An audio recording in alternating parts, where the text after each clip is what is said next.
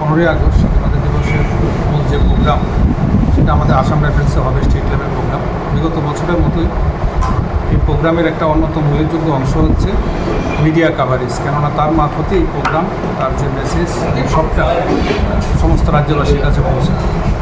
তারই পার্ট হিসাবে যাতে হ্যাসেল সুন্দরভাবে আমরা করতে পারি, মুভমেন্টে যাতে কোনো ধরনের কোনো ইস্যু না থাকে, মিডিয়া পার্সনের যেন তার সুবিধা মতো কাভার করতে পারেন, এই জন্য প্রতি বছরই আমরা পুলিশ পার্সন, যারা পুলিশ ডিপার্টমেন্টের অফিসারদের সঙ্গে নিয়ে আমরা একটা কোঅর্ডিনেশন মিটিং করি।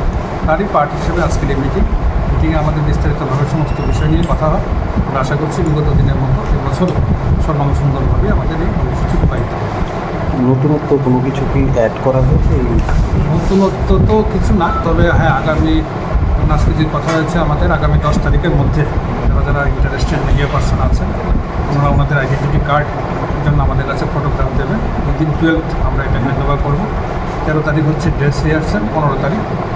মূলত এই সমস্ত বিষয় নিয়ে এখানে কথা হয়েছে। সেই অর্থে স্পেসিফিক নতুনত্ব বলতে কিছু নেই, তবে কাজটা যেন আরও স্মুথলি করা যায়, বিগত দিনের মধ্যে যেভাবে করেছে তার চেয়েও ভালোভাবে করা যায়, সেটা নিয়ে বিস্তারিত কথা।